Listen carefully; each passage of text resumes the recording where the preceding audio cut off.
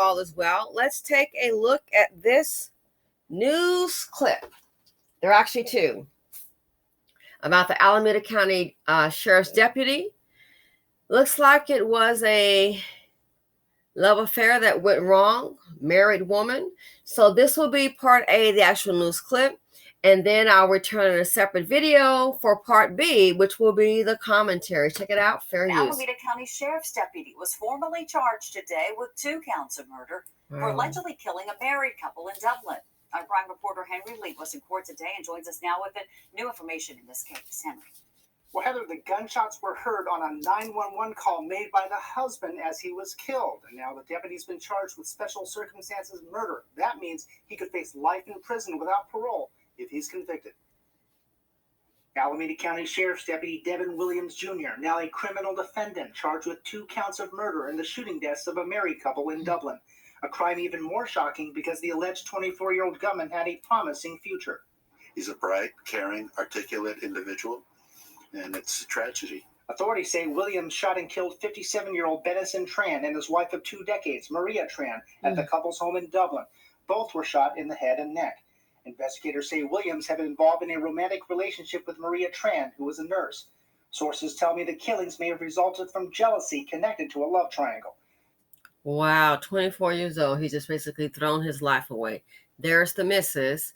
And next they're going to go ahead and show her husband. I've learned Benison Tran, a retired civil engineer for the city of Santa Clara, called 911 to report an intruder at their home at 12:45 Wednesday morning. 6 gunshots could be heard on the 911 call, and he dropped the phone. Authorities say Williams took off in his car. When Dublin police arrived and asked who did it, a witness said Devin, and he's a cop. 6 shell casings were found at the crime scene. Police say the 9mm ammunition matches those used by the sheriff's office. On Friday, the Alameda County DA charged the deputy with 2 counts of murder and special circumstances of multiple murder and murder to avoid arrest, but his arraignment was delayed. Relatives and friends of the deputy declined to comment afterward. A cousin tells me 42-year-old Maria Tran was kind-hearted, loving, and always went above and beyond as a frontline nurse during the COVID pandemic. I expect that the... Wow. And of course, the next person you're going to see is going to be his attorney. 24 years old, just threw his life away. The defense will reveal itself as the case proceeds. Defense attorney Jesse Garcia would not comment on the evidence. It's profoundly tragic what happened. Nothing that we do or say in this courtroom is going to change the lives of the family of the victims. Deputy Williams has been served with a notice of termination. He's being held without bail at Santa Rita Jail in Dublin, where he had worked an overtime shift just hours before the killings. Wow. Now let's go ahead. He obviously had a conversation with his mom about this. And the mother discusses how she basically advised him against this relationship. And however, to his detriment, well, the other party, we saw what happened. So let's go ahead and look at this clip with regard to his mother. And she details in a conversation how she was opposed to the relationship and obviously had that conversation with her son.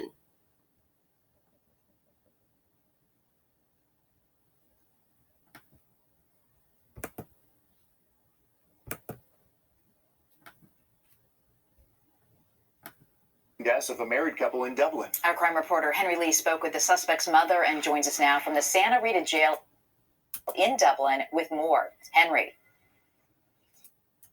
Mike and Julie, I've confirmed this deputy was involved in a romantic relationship with the woman he's now accused of gunning down, along with her husband. Now, that deputy's mother telling me her son was blinded by love and that she tried to warn him. Alameda County Sheriff's Deputy Devin Williams Jr., now behind bars at the very same jail where he worked just hours before the violence. It's a stunning turn for a law enforcement officer now accused of fatally shooting married couple Benison and Maria Tran in their 5-bedroom home on Colebrook Lane in Dublin early Wednesday morning. I've learned that the deputy had been in a romantic relationship with 42-year-old Maria Tran, seen here in this undated photo.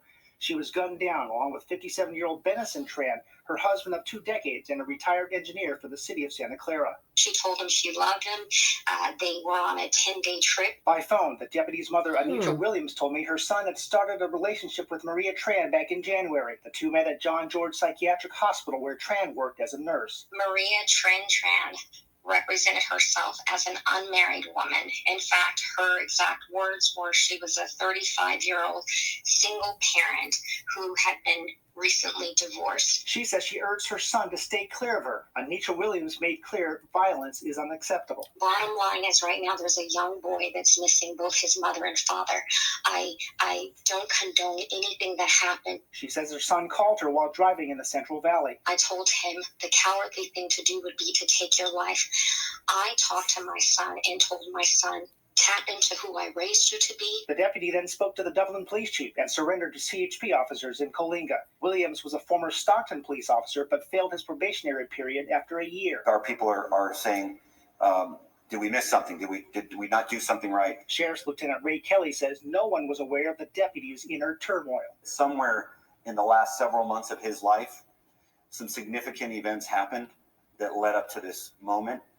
A lot of those events went undiscovered and undisclosed. Now that deputy is being held without bail here at Santa Rita Jail in Dublin. The DA is reviewing the case before determining whether to file formal charges. One last thing. The deputy said he tossed his on-duty gun, allegedly used in the killings, out of his car in the Altamont Pass area. That gun has still not been found. Reporting live in Dublin. Okay, so you've seen Part A. Please stick around for Part B, the commentary. Simply said here on YouTube. Thanks for watching. Wow.